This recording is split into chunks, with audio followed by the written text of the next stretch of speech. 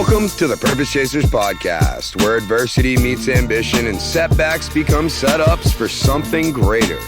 I'm your host, Mark Crandall. After walking away from a $5.1 million construction sale, enduring loss, betrayal, a season of darkness, and a pile of financial devastation, I came back to the one thing I can't shake, helping people live on purpose. This podcast isn't about chasing dollars, it's about chasing calling. Every week, we shine light on creators, entrepreneurs, and artists who refuse to quit. People who kept moving forward when life told them to sit down. If you've ever been knocked down, counted out, or told no, you're in the right place. Because here, we turn pain into power and purpose into impact. Let's dive into this week's episode. Purpose Chasers, I'm very, very excited for this episode and this conversation. This is an interesting one, as I have literally gotten to know Michael Lashomb. I didn't do the French roll of the tongue. Like, do it for me, Michael. It was still really good. Loved it. Lashomb. I did ask. I was gonna butcher his name. I got connected to this man, and obviously his music of Annie in the Water, from a good friend of mine, a heart-connected friend of mine from the jam scene. And whereas it's like, normally it would be like, oh, I'm not a fan of your music because, oh, that's risque. Let's clip that. I'm not a fan of your music because I haven't seen you guys live. The only live piece of music that I've seen you conduct was what you just recently did at 80K, which Scott Hannay sat in with you on keys. That's the only thing I've seen from you, which I mean, I don't know how that sets the bar for you as I see you live, but I've really connected with you on Instagram. He's the musical astrologer on Instagram. It would be in the show notes. And what has most intrigued me about you, Michael, and obviously, not obviously, because it's not obvious, what intrigued me about you and then pulled me into following Annie in the Water and then following members of them, although I've not seen you guys live yet, was the spiritual connection that you hold in, like I've seen in every facet of your life, like at least on Instagram, which isn't reality. Totally. But that's the piece of this that I really, really wanted to tie together, if you will, is this, I went on tour after I exited a construction deal, we'll call it that. I went on tour, followed dogs in a pile all over the place. Wife nearly left me, got lost in there, and then came out to find spirituality again. And I'm really intrigued by the idea of this massive incorporation of spirituality inside of music. And then I hit you up right after this last week. We're like, I need to lock it because we've been playing. We're gonna talk. Ping, pong. Yeah, when you shared that you were doing a sound bath, that was when I was like, man, I have to bring him on. I'll see you guys live when I see you. I wanted to connect with you. And Michael, just thank you for your time. I wanted to give the audience some context as to how I was drawn to bring you on and have this conversation about how you came to be a purpose chaser. Yeah, thank you, man. And I really love what you're doing too. I love that. Also, it's like, that's one of the things that at least drives me in music is there is something that we inherently feel like internally that's like, it's like a magnetic system. I was just in my coffee shop today and we were talking about our magnetics, like what we bring in and what gets drawn in and then what the cue point is for it, because if it does happen, there's some meaning behind it. And I love that when you get drawn to something, you follow it through because I feel like even right now and in my career has been, is this just like an idea or is it a feeling or why would I fall through with it or do I? And I just love what your whole podcast encompasses, because it's like you get the feeling, you incorporate it, you integrate it, and you kind of go for it. And that's like a big part of, I think, how spirituality has come into my life as a musician because I've always been a pretty tenacious, driven person. Brad and I both met, the lead singer and myself both met through playing Division 1 lacrosse. You know, we had similar circuits, similar leagues, similar scheduling around that tier of sports. And we've just kind of translated that through what we do in a band, in a touring band. But I mean, you can put your blinders on, man. Like you chase the kind of like it's like, are you chasing an experience and kind of a high or like an excitement or an idea of where you should be going or what things should be that you should be going after or what the tribal connection is to something, or is it something that like what is the thing within me that has called me to this path that I'm looking to kind of chase and follow. And that's where for me, like I've done a really big rehaul probably from like in the past about 10 years, but really, and each year coming more and more, the spirituality side of it is so imperative to how I can show up in my band. Because there was a lot of times where I was completely unavailable for myself while touring constantly. And just like I was using alcohol as a way to like get myself back on the train to play a show again and again and day after day and road after road. And I, struggled through that for, and not to say it's alcohol, but it was the energy. I realized it was energy. Like I used to think it was alcohol. And so I went and did some deep diving and I started to recognize like, oh, what am I feeling? What am I thinking? What's my energy like? And what is that helping to dissertate and guide my day? So I'm really glad that you were like that was yeah because it felt like a really like I don't even remember how it exactly happened, but like just following your stuff and you following my stuff, and it's like it's I've started to realize that right now, especially with sobriety and working on really fine retuning what I'm drawn to and what I engage with, what I digest, and how I speak up for myself, and how that kind of plays a role in how I develop further. So I'm really glad that we connected. Same, man. And what a hell of an intro back and forth. I mean, that was killer. So you and Brad are like you're playing lacrosse. I'm not sure if there's a huge dynamic there that I wanted to go into around like how you were able to establish the camaraderie and the communication, which I'm sure plays, I know plays out on stage. But what really I'm being pulled to is when was it? Because you shared it but you shared it in a statement as is you stated if when you're called to something you just have to follow through and I am with you. And yeah, you can't play a small game because of the obstacles that you're going to face. The prize just has to be bigger than the obstacles every time or you'll quit. So you gave some great perspective, but I would love to dive into the climb that is Annie in the water and you being called to your purpose, because I know for sure, without even knowing, you've faced some trials and tribulations, which you just, openly shared about your sobriety and like refining yourself, which could have jeopardized the music that you're currently playing. And, for those of you listening in real time, they just got out of the studio, like fresh. Yep, like 12 hours ago. Like 12 hours ago. I was talking to him while he was in the studio. Yeah. Yeah, so oh yeah, man. I mean, there's so many times where being like alone in the room in the dark where you're like holy, like, oh my God, how am I going to like get sleep tonight, and how am I going to wake up tomorrow and like continue to do this thing?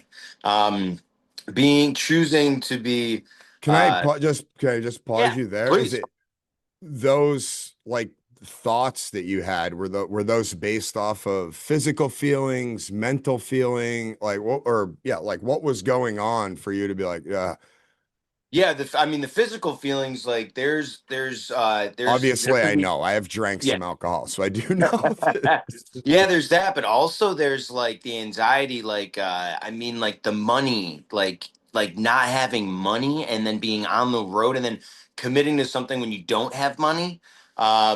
Oh my gosh. I mean, that alone, the physical need, there's a need as a human to live. And when you're deciding to do something where you don't know where that money actually happens, and you do that thousands of times, like that is a cliff you're just jumping off of, and the physical anxiety that comes with that, the lack of sleep, the lack of ability to be able to make conscientious good decisions. You go through all that, but even with Brad and I, like, I mean, we have never been given like, even now, we're 19 years into it right now. And when Brad and I, just like you said too, you get a calling and you do it.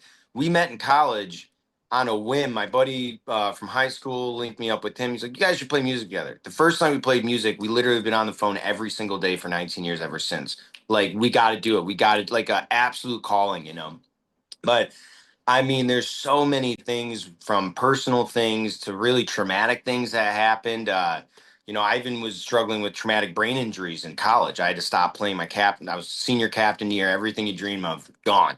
But and Brad had gone through really, even right at the start, really difficult, challenging things. Having a close friend of his pass away in college, and just many things that the journey started on. And we built a band. Brad and I built a band with different members, and then it didn't fit, and the awful feeling of having to say goodbye to certain people who become your friends and are in the band, now they no longer are. And then, like, how people make music together, but then you have to run it as a business, and then financial stuff gets in the way, and you can have finances can make people not be friends, and Oh, you having to don't have take to a tell me. yeah. Yeah. And so, I mean, we had a band, and then this builds up. So 2006 goes on to 2000, yeah, 2006 goes into 2018. We had built a band with bass player, keyboard player, our current drummer now too, and it was Brad and I, and we were blowing up. We were about to get big representation. We were doing big shows. Uh, Finished our last big show, sellout show with Twiddle at the Paradise Rock Club, like all the things that you traject towards, and the whole thing just blew apart, and we had a hiatus in 2018. Like, I mean, those days, and going into Christmas. I'm going into Christmas. I'm like, I can hardly talk to my family. Brad had to take months to, like, get himself back to square one. And we had to rebuild from fucking nothing, man. Like, absolute nothing. And You didn't have to. I want to say this. You yeah, you're did right. not have to. Most people would have quit there. Yeah, totally. And so, like, and the feelings that go with that, like being at home with your family during the holidays, and not even like you being upset, but then you realize afterwards, you're like, man, I wasn't even available for my family. Like, my mom, my dad, my brothers, my sisters, their children. I wasn't even there. I was so, and these are just snippets of things. But those, and I'm only sharing that only because it's very important, family. I've grown to understand that family and community and connection and friendships is so important. But it's like that catch 22, when you're so driven too by something, you have to start to find, like, the one thing I've learned from going through all these trials and tribulations is it always, like, something crumbles and falls apart to find what is the value underneath that. Now I've established a foundation with that value, and I can understand that. And then it happens again and again. Like I said before, I've struggled with sobriety, like, for many years, and it wasn't a physical addiction like drinking all the time. I was understanding that I wasn't speaking up for myself. I was just trying to fit for other people. I was not getting the right sleep, and I wasn't doing the things that a normal person should take care of themselves. I was obviously on the road all the time, but that had that whole facade of who I was when I'm like the guy that does the partying, and the guy that is the big social dude. Those things crumble down to come through. What is that trying to tell me? I'm a sensitive person. I have a strong willpower. I have a strong aura. These things need to be taken care of. So, like what you were saying is, like, these things happen in our lives, and you're right. You choose to get up and still face that. And I think with our motto, and now we've built our band to Matt Richards on keys, Chris Meyer on bass, and this is back in 2018. We started building back up, and our former drummer Josh came back to the band, and I mean, the amount of resilience that Brad just shows so much in that, Chris does, and Matt and Josh. I mean, the thing is like on paper, I wouldn't be surprised if all of them left because it'd be like, what am I deciding to commit to here? But each one of them has a drive to be a better musician, to share what their immense talents are, and to have a sense of willpower and strength that, I mean, I'm so fortunate to have Brad and Chris and Matt and Josh in the band because it's we're the task that we're being given is such a small percentile of success, but we have shifted our values and how we look at it again and again and again to be like, we just want to create material that is our best abilities, that sounds as good as it can, and that we're able to give to people, and with the intention of wanting them to enjoy themselves while us individuals are expressing ourselves, and that comes from crumbles. You got to like, some things got to crumble for like the thing to come through, kind of like that. I think it's like that's teaching of the Buddha statue, the stone statue. It's like uh it's like the stone statue of Buddha crumbles to have the golden interior. And like there's a statue that was covered in stone actually to make sure that the Chinese government didn't see it, and then like the crumbles all down, they find the whole thing was a solid gold like statue. And that's what I've really kind of seen in this spiritual journey is like, we think that these things are us, and they're heavy dense things that really need to just like be shit. You got to sift through it and like let it go and chisel it away. But we think that's what it is because that's what everyone sees, so Mhm. everyone sees that and projects that, and that's who you are. And what I've realized as I've gone on the journey and the drive and the focus to where I want to go has forced me, and I've also decided to evolve with that. How do I make choices that allows me to kind of break that exterior so that the path that I've chosen, I'm doing new incorporated practices to heighten that capability. So whatever I'm chasing, whatever I'm seeking, whatever I'm falling through with, that tunnel vision, for me to continue on that, there has to be things to make sure my breathing is correct, make sure my physicality is correct, make sure I'm eating the right things and serving what that path is. It's like when you have all that gunk on your exterior, it's all side quest. It was like, this girl that wants you to go hang out over here. What did that time spent do for you? Like going and doing these drugs or drinking over here, sometimes you kind of go off the trail. You got to come back on a couple days later. Why would I do that? Why don't I just focus on where I want to go? Not to say faster, but I have more that resonates with that goal, and that I get out of that. Just like you were talking about, you were chasing the music and the shows, and there's all sorts of stuff that comes with that, and then your marriage. You say that because that's important to you, and now look at what you've been able to build. Like all of those experiences, you kind of like sifted through that, and look what you've been able to build. You're sifting through and finding the golden interior that points you in that direction, that builds that good relationship with your wife, that builds new relationships with me and friends and partners and professionals, and that only amplifies energy rather than soaks it, or like that wipes it out and zaps it down.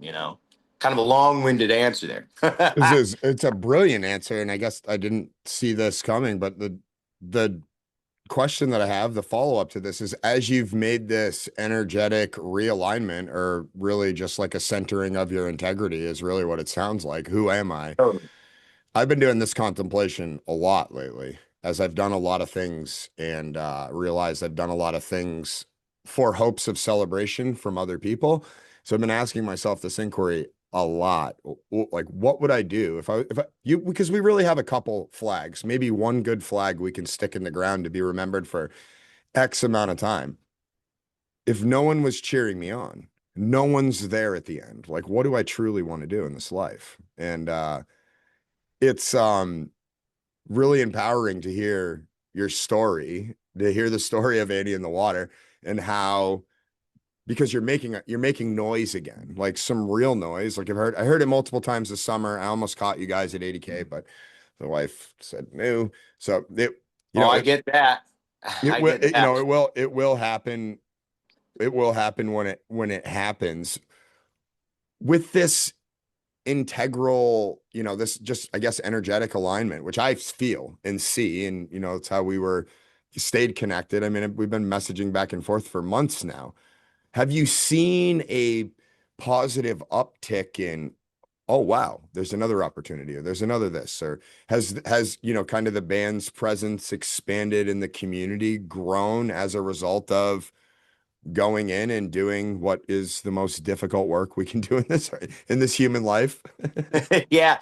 It's funny because it's a twofold because there's physically like, even just today I went to my coffee shop and here I am, awesome festival offer that we had. I'm able to confirm that. And then I get off that and then another one comes right through and one happened before that too. And so there is momentum, and I'm excited about that. We had a lot of great offers come in this week alone. And I think that for me I see is I do see that as an energetic thing, but I think physically, everybody in the band, we've worked towards it. We've been releasing the albums. We've been working really hard in the studio while also on the road.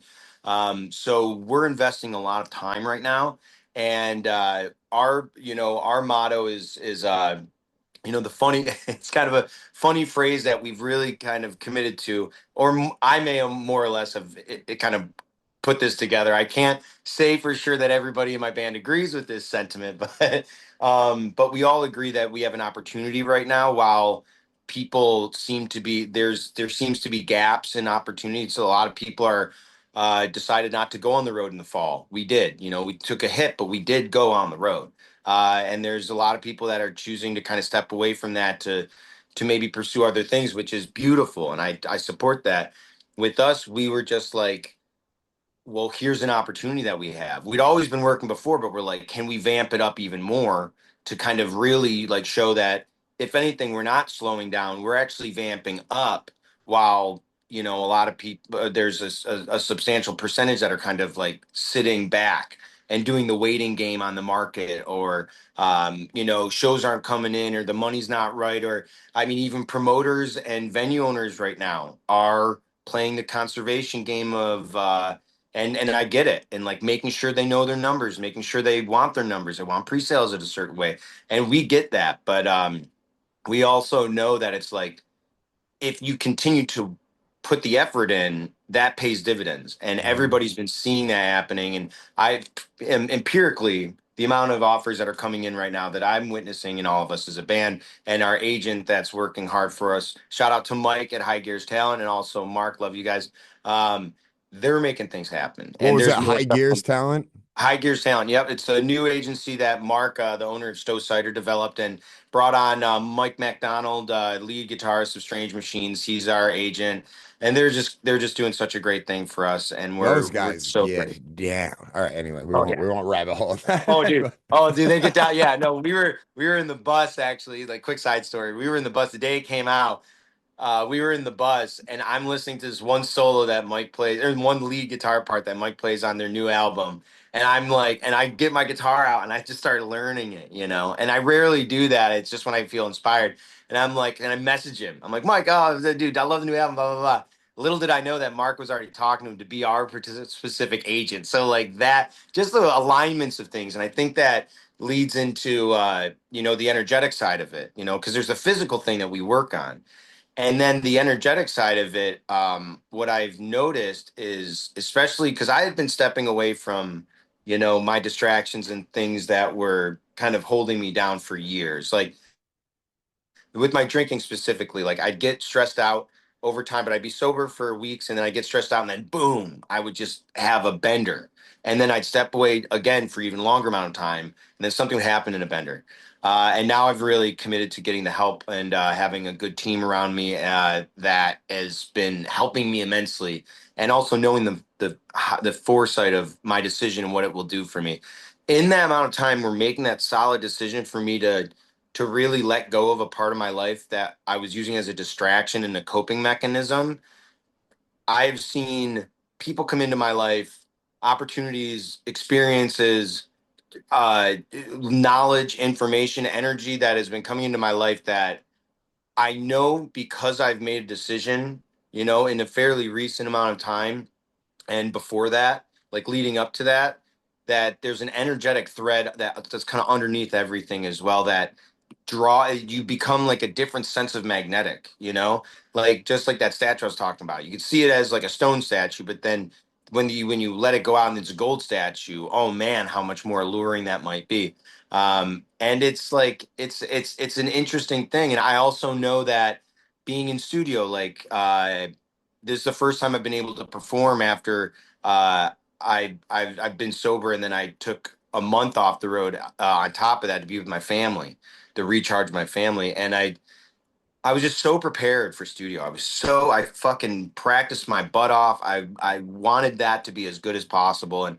And just the I can tell that my bandmates are trusting me more with that. And that's not something that, I can talk to them about, or they can write down a piece of paper. It's a sense of safety that I'm providing for my bandmate because I'm taking care of myself.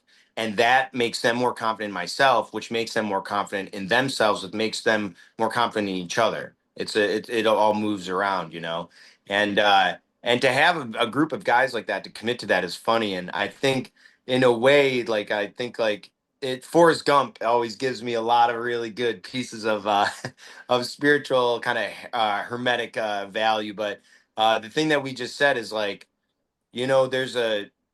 there's like, if you want to play things safe and just stay kind of centered, or stay in your own kind of wheelhouse and keep things fine and not have the challenges come in or whatever, that's okay. It's like in Forrest Gump, Bubblegum Shrimp.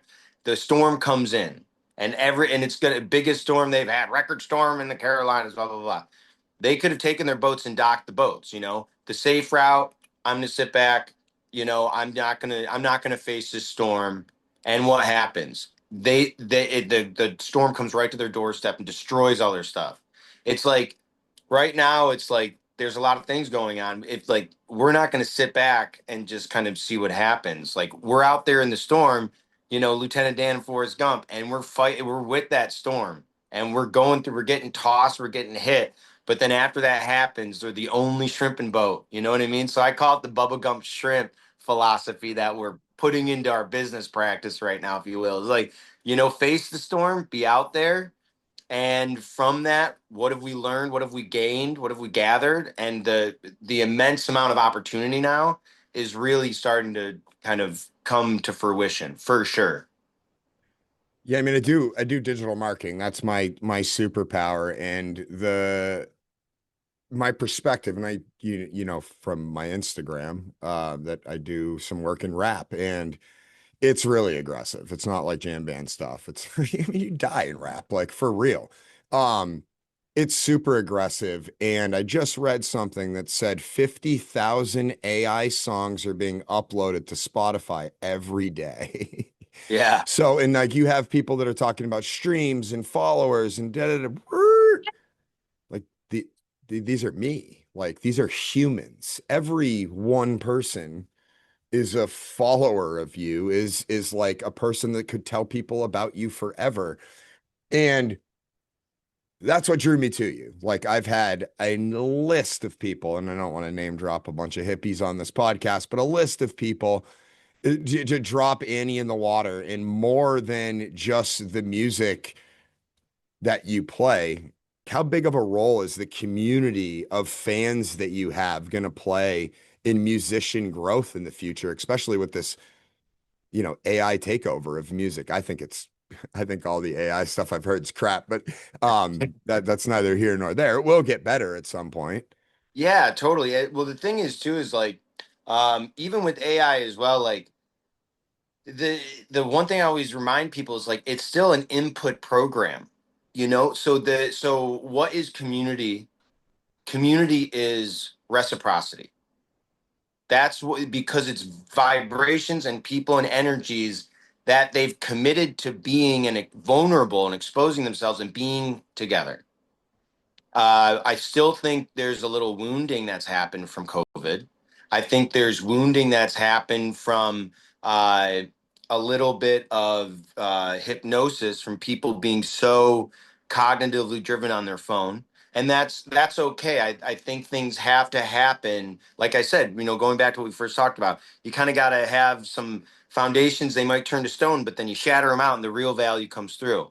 Um, and I've also seen when watching market trends and things like that, is there's more people that are actually developing community and sober communities, going out hiking, biking communities. And so what we're always shown the dark side of things because it's an old program that wants us to be engaged. Fear is a thing that locks us in and makes us consume. It's foundational since we were fucking Stone Age people. You know what I mean? And so that's a wounding that's still, it's still kind of in our DNA, but what we're doing is we're coming into a whole new DNA. And so what I've realized is, especially, it's so funny that you're asking me this question because it's just something that's been harping for more and more time. I've always loved community. I grew up in North Country, or I grew up in Cleveland, Ohio for 12 years. I grew up on a huge street with kids playing. And my mom would literally, you go outside when the street light comes on, you come back inside. I played outside. I was with people all the time. After that happened, I moved to upstate New York, and it was about community building or doing work on my grandfather's farm, building a community by helping each other, by building like helping build somebody's camp or somebody's house, or like that's part of my heritage, my bloodline. And then from that, I played lacrosse, and every guy on that team had to go to fucking battle, and show up every day on that field and show up when you were at your worst. And then after that, I got into music. It's like the thing that I always say is that, like, I think also with Brad and I is we always said from day one, and then everybody believes this too, is like our purpose is to play music to generate happiness and joy in people. Mm. Like that's really why we're there. Like, I'm not there because I'm getting my rocks off because I'm getting attention. That's a distraction that happens. I'm not going to say that it hasn't happened to me in the past, because it has. It's very easy to, because it's just face value. And what I've realized with community, though, is when I come to the community and I choose to go out, I'm there. You have no idea what person in that community really fucking needed that day. They really needed that show. And even shows like when we have 8 people there, man, it still happens with us. We were down south in Pennsylvania. It just happened. It was a tough night right before Thursday before Halloween. Thursday nights aren't as big right now. I think they'll come back, but either way, like, only a few people, but the people that were there, it we still played our asses off, and it just and there was like people that drove 2 hours, and they're posting every picture of us, and they're like, "Dude, we haven't been out in 3 months, man. That was so great." Like that for them, that changed their whole trajectory of the rest of their week, month, year. Who knows? And then not only that, but you have community. That the one thing that is so important with us is we don't we like to build community based on connection, music, culture, art, conversation, intellectual conversations. Like we see community as a band as a very reciprocal way. We want to learn from each other. We are interested in each other. We want to be open to build friendships. Everybody in our band is super available. That's one of the compliments we get on the road, which I didn't even realize other bands didn't. As well, I've met some. We've met some bands we've opened for that want nothing to do with conversing with us. They don't want to connect at all. And I get it. It's a slug. We've been fucking slugging it for years too. And I get when you're tired, but we always make it a point to connect. We always do. And we've had venues and people that say, they're like, we love when you guys come in because you guys hang out and talk to everybody. And I always thought that was kind of a normal thing. No, Um, not at yeah, but all. now, yeah, but so I just think like sometimes like there's cycles and movements, and I think right now people are getting insulary because they're having to ask themselves these certain questions. So community might have a lull right now, but I see our potential and what we can grow, and that's where I put my focus, is the focus on like what I can give to the community and how that builds. And it has, and like, I am free from the distractions of politics and separation.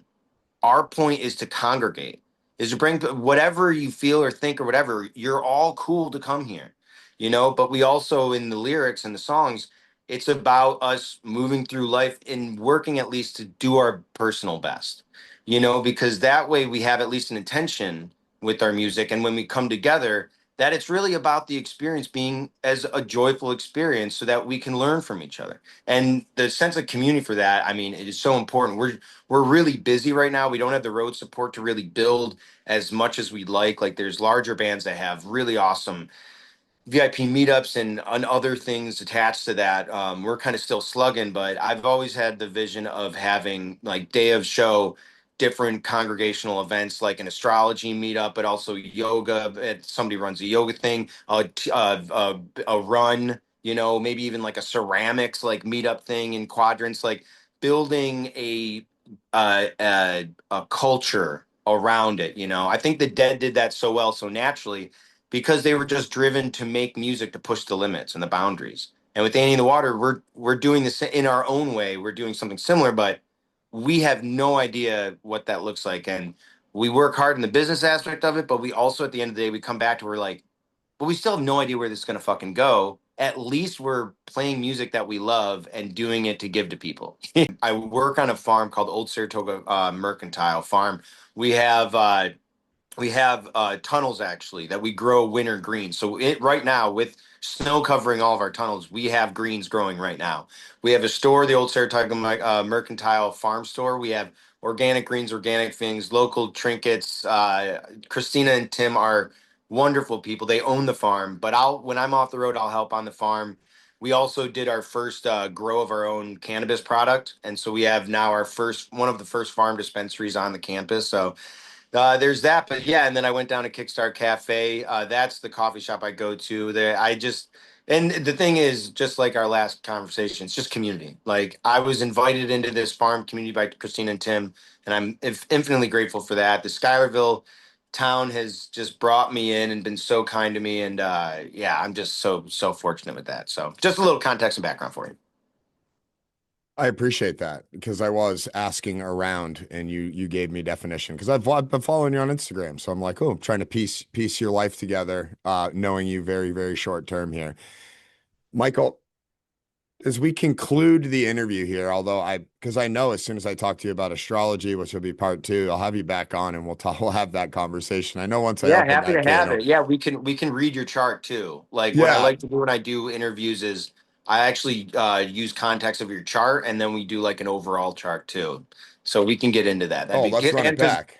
yeah, because the other thing I also work off the record. I work for a corporate team building company that I go out for and stuff, and I incorporate these things into business modeling too. So there's a lot of stuff we can talk about within that context too, if you're interested. So. Yeah, which is one of the questions that I had for you. And I haven't asked this to any musicians yet, and I'm curious. So you talked about this having no money on the road, and obviously I've connected with a lot of creators, over the last 7 years that I've been doing the podcast here and doing this work online. Some of them have side hustles, some of them don't. Some of them have like real businesses that they've built while they're on the road, and some of them don't. And then some of them are trying to figure it out. What is it that you're taking into, I guess this I would call it like a serious Annie in the Water run as you're very clear-headed and spiritually grounded. What would you take into this from that? Um, I think from like an astrological point of view, each one of us has a completely different blueprint, if you will, and karma and why we chose to come here, which I believe we don't all have to believe that. But I believe there's so many each individual one of us. The one thing I always say is like each one of us is like our own solar system, our own universe, if you will. There's millions and trillions of cells communicating to each other to make a heart happen and a brain and everything. Like there's an infinite universe within me and within you. And there's certain things that we can do with that we're capable. Some people are meant to be support system people. Some people are meant to be generators of energy. Some people are meant to bring in that energy and project it, to refine it and put it out there. Some people are meant to reflect it, just be a reflection to people. So I think we all have different karmas. And as for translating that onto the road, some that it's kind of like the people that are meant to be the sound guy, the people that are meant to be the manager, the people that are meant to be the publicist, the people that are meant to be road support, and then the band members themselves. I can say that Brad, myself, and the rest of the guys in the band and myself have had to incorporate all of those tasks and don't do that for a number of years. Um, so at first, I was just so driven. Brad and I just hammered it, the duo, trying to generate money. And we even one year we generated like it was like 130K, but our expenses surpassed that. But it was something that we just hammered through again and again and again. And then as we went on, I started to just kind of open up to be like, is there an opportunity for me to generate supplemental income? And but that required for me to make a change, you know. Some people, they're really good, like they're just a role player, like they're meant to play their role. There's some people that are meant to be the voice of a band. There's some people that are meant to be the rhythm. There's some people that are meant to be the flair. There's some people that have the look. There's some people that don't. It really comes to, when it comes to like being in a band, generating multiple streams of income. I think that there's a twofold to that. I think, do you have more potential? Do you want to have another side hustle or another avenue stream?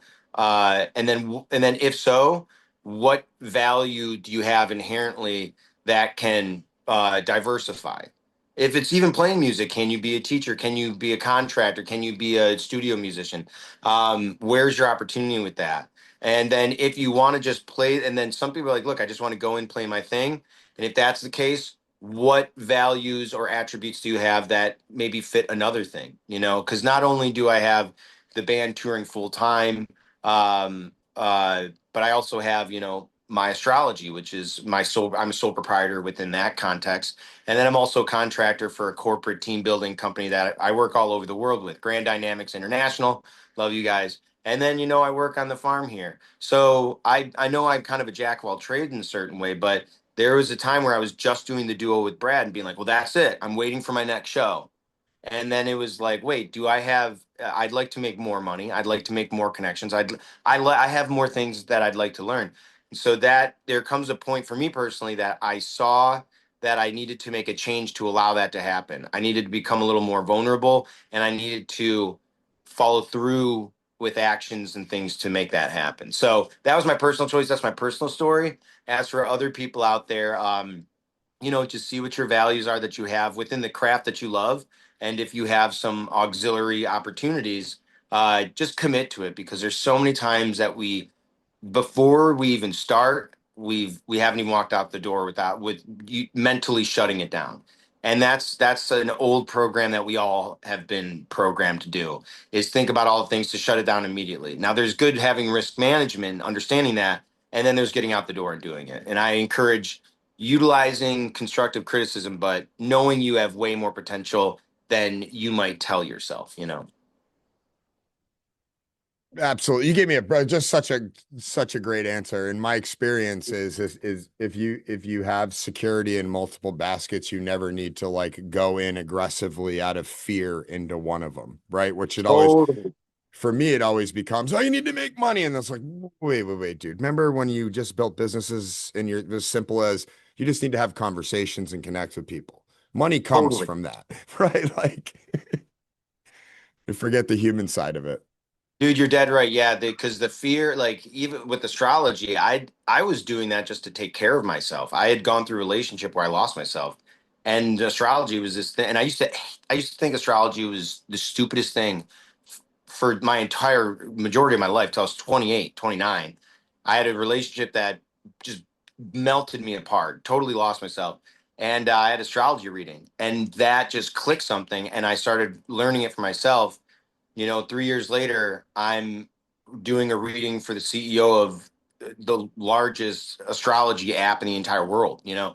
And I came into it because it wasn't fear, it was actually opportunity. And I never had the scope of like, oh, I'm going to monetize this and this and this and that. I just loved doing it, and I did it, and the money naturally came. Now, I'm lucky, I'm fortunate for that, but I always face that in being, my intention with it is being of service for other people and learning more about myself when I do it, and having it as an opportunity to learn and grow, you know, and the money just comes naturally with that, you know, and you're right, dude, you're dead right. It's like you have the things in the basket, like don't squash the eggs in the basket before you even distribute them, you know? One thing I want to say, because it's there for me, and I've said it in the last, I don't know, 3 or 4 episodes, that if you are a man that is struggling and you get asked by one of your brothers how you're doing, it's okay to not be okay. And if your friend can't embrace you that you're not okay, try some new friends, and you can even hit me up online.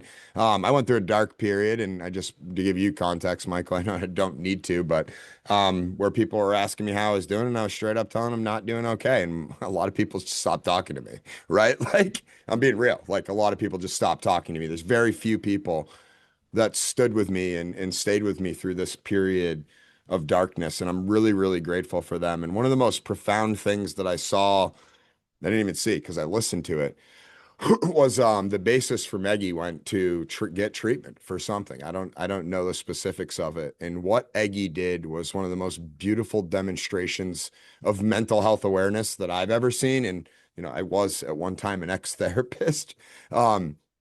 That Michael went away and they played acoustic for like so many shows until he came back. And it was like one of the coolest, I'm getting goosebumps saying it. Like one of the coolest things to, because I only listened to it on a streaming platform. And I got to listen to the songs and you could hear the emotion and how much they cared about this human, right? Whereas I'd seen other bands where it's like, yeah, so and so's gone, right? Where are they? Like, it's Yeah, like, yeah, yeah. fuck, it's like okay, Yeah. and you don't know all the business behind it, but I just want to commend you again and Annie in the Water for the work that you're doing and keep, you're really taking a stand in bringing light. And that continues to evolve too, just like Eggy, shout out to those guys too. I think that's a fantastic example. And I think also that's a good thing to talk about too with men. It took me a long time to even with astrology promote that because, I'm this big masculine figure, big lacrosse player, lead guitarist, but it's like, am I really a man if I don't identify true core feelings and needs of myself? I feel like that's fundamental of every woman and man or whatever you identify with. How they responded, it shows what men are capable of when they rise to the opportunity to be of service. And each one of those guys, you're right, they were supporting Mo. They could have scrapped it I or thought that paid for it. that was my first thought based off what I'd seen countless bands do. So like I just was like, okay. Totally. And not only that, but like they held space for him to come back whenever he felt safe. Mhm. And I think that true intention that spoke louder than words. And that's where we could wrap up the everything talked about. It's like that's like there's the inherent like physical thing that you do, but every individual that watched what Eggy did had an emotional and energetic reaction to that. They did something that offered a new opportunity for us to see the playing field differently. And that's what, as a good intention for me as an individual artist, but our band as well, is are there opportunities for us to try something new that brings more of an opportunity of growth, of congregation, strength and community, and also just a healthy and positive growing lifestyle. So I appreciate you bringing that up, man. That was beautiful. Michael, I'm gonna wrap it with that, man. This is just such a beautiful interview. I'm grateful to be connected to you, as a human, and I do look forward to seeing Annie in the Water. Thanks for tuning in to the Purpose Chasers podcast. If today's episode hit home, don't just listen, engage. Follow me on Spotify, drop a review, and join the conversation over on YouTube at The Purpose Chasers or on Instagram at Organic Nerdword. This is more than a podcast, it's a movement. And if you're here, you're already part of it. Remember, no amount of darkness can keep someone who's been called. So keep chasing, keep building, and keep standing in your purpose. I'm Mark Crandall, signing off until next time. Let's get it.